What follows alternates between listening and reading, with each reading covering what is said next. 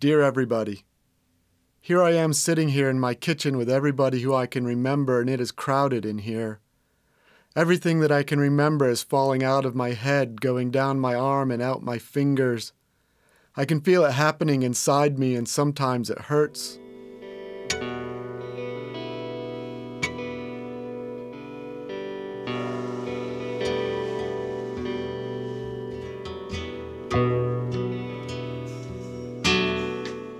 Dear Mom and Dad, do you ever wish that the sperm and the egg that became me wasn't me?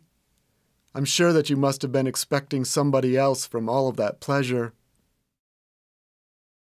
From the Diary of Alice Bender, June 7, 1966. Tom was so angry when I told him I was pregnant. He picked up the little alarm clock from the bedside table and threw it against the bedroom wall. Its glass face shattered into little pieces, and the clock stopped at that hour and minute. Our lives kept going, though. That couldn't stop what had already happened. I'm still going to have a baby. I didn't want to hold your brother when the nurse handed him to me. He was so small and his skin and hair were so red. He didn't look anything like me. I don't really see how he could have been mine.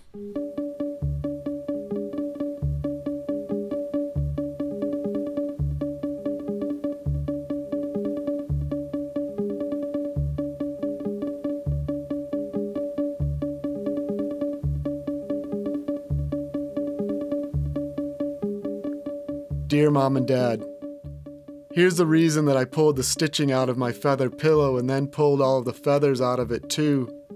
I thought that I was going to find a bird.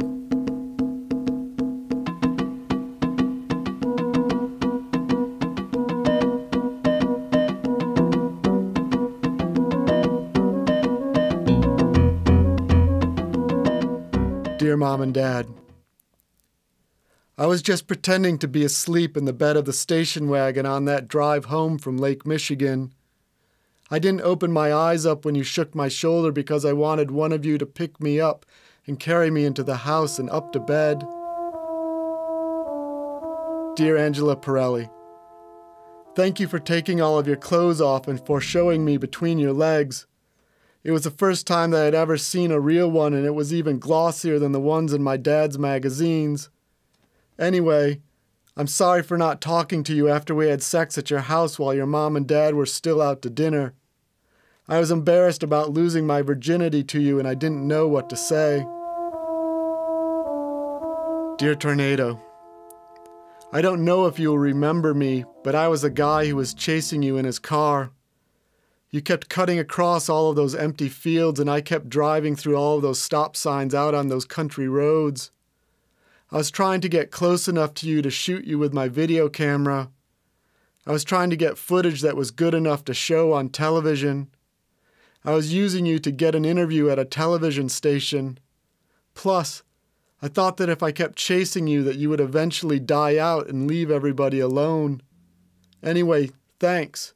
I got the job. Dear Sarah, thank you for moving into my apartment and living there with me. I needed somebody else to sit on the couch and the chairs with me. I needed somebody else to watch the television with me.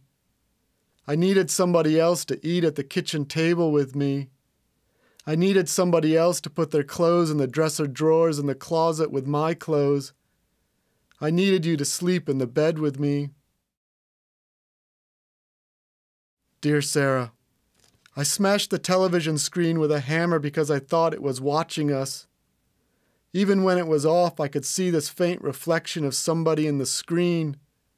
Anyway, thank you for holding on to me so tightly when I couldn't hold on to myself anymore. Sometimes I can still feel your arms around me trying to hold me still.